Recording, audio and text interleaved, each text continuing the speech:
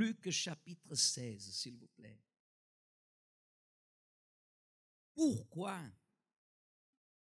la majorité de ceux qui se disent être chrétiens ont du mal à trouver la réponse à leurs questions?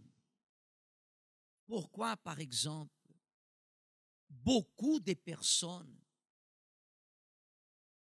elles se questionnent et elles n'ont pas de réponse? Par exemple, souvent les personnes, elles affrontent des luttes. Je dirais même, qui ici n'a jamais affronté des luttes? Et je dirais même, qui n'est pas en train d'affronter une lutte? Je dirais que toute personne qui est en train de vivre par la foi, direct ou indirectement, elle est en train d'affronter une quoi? Une lutte. Parce que dès le moment que nous décidons de vivre par la foi, nous commençons à affronter des quoi? Des luttes. Et à partir du moment que nous affrontons des luttes, qu'est-ce que nous voulons dans l'immédiat? Qu'est-ce que nous voulons dans l'immédiat? La réponse, la solution. Vrai ou faux? Et si la réponse n'est pas immédiate, nous commençons à nous poser des quoi?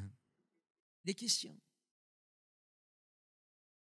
Et si nous n'avons pas une réponse immédiate, nous commençons de nous-mêmes à chercher la réponse. À chercher la réponse.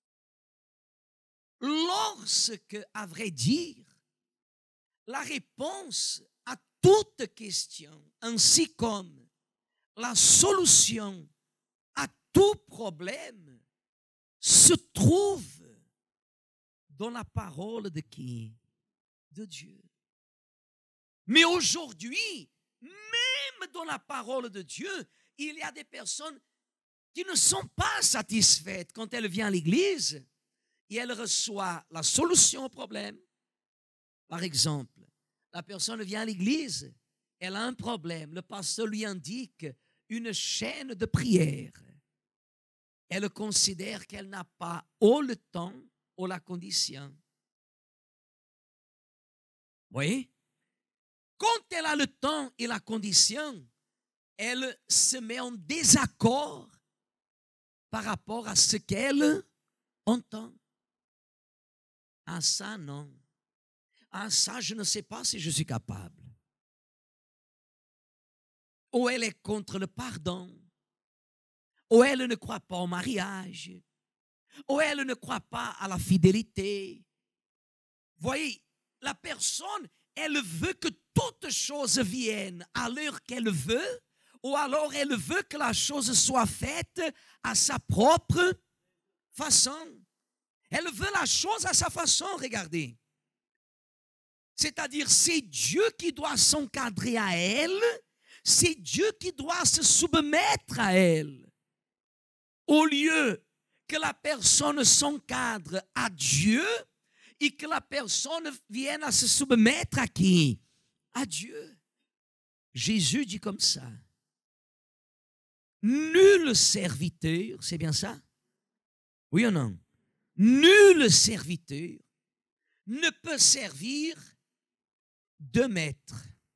Nul serviteur ne peut servir deux maîtres. Pourquoi?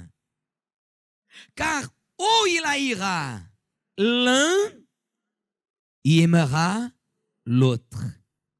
Où il s'attachera à l'un, il méprisera l'autre. Alors il dit, vous ne pouvez servir Dieu et maman. Voyez, Église, vous ne pouvez pas être quoi? Partagé. Regardez ici. Vous ne pouvez pas être partagé. Moi, je ne peux pas être partagé. Nous, on ne peut pas être partagés. Vos décisions ne peuvent pas être partagées.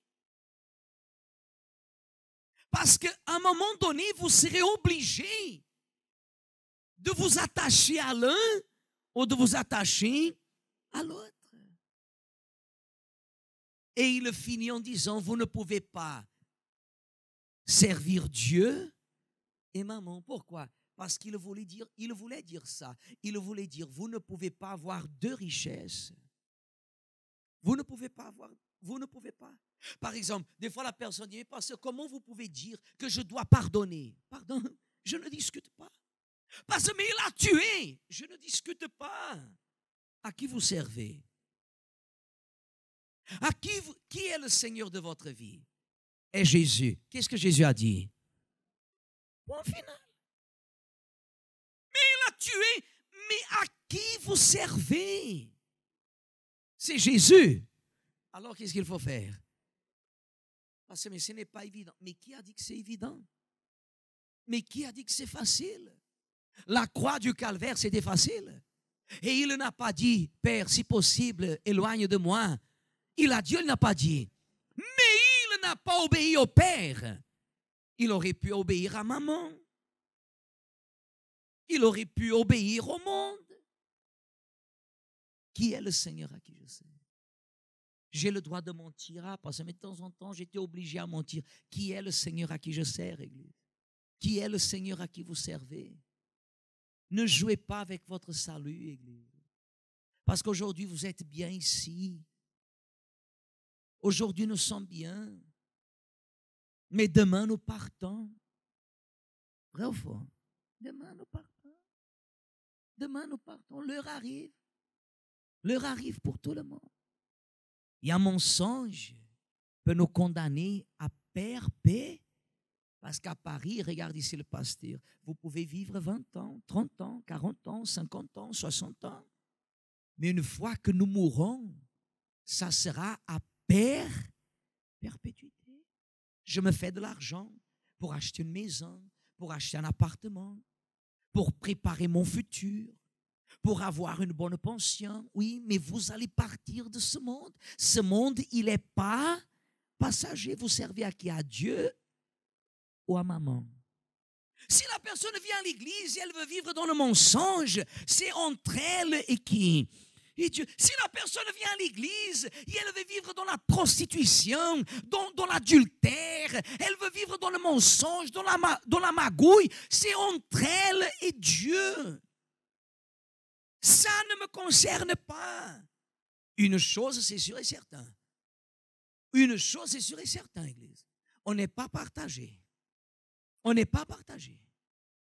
La parole que vous allez entendre de notre bouche sera la parole de notre Seigneur. Quand vous entrez ici, il n'y a pas plusieurs, il y a un seul, le Seigneur. Quel Seigneur? Celui qui nous a sauvés, le Fils de Dieu, le Seigneur Jésus-Christ. J'appartiens à qui, Église? À Dieu. J'appartiens à Dieu. Quand j'ai pas de doute, mais quand j'ai une question, je n'ai pas ni même besoin de fermer mes yeux, mais je parle avec lui. Comme on vous a dit un de ces jours, je parle avec Dieu. Seigneur, qu'est-ce que tu penses à ce sujet? Dans les médias, Dieu nous donne la quoi? Dans la réponse. Et quand je n'ai pas la réponse dans les médias, vous savez ce que je fais? Qu'est-ce que je fais? Qu'est-ce que je fais? J'attends. J'attends. Quelqu'un me dit, non, il faut répondre maintenant. Non, je ne réponds pas. Si quelqu'un m'en pose quelque chose qu'il faut répondre maintenant, non, je ne réponds pas. Ah, si tu ne réponds pas, tu vas perdre. Alors avec Dieu, on ne perd jamais. Mais je ne serai pas précipité. Je peux dire comme ça? Je ne serai pas précipité. Parce qu'avec Dieu, la réponse, elle arrive au bon moment. Quand la personne elle est précipitée, elle finit toujours par... Comprenez? Dieu nous donne toujours la direction correcte. Quand vous avez vous servez seulement à Jésus. Vous servez seulement à Jésus. Vous vous laissez guider. Vous vous laissez seulement orienter.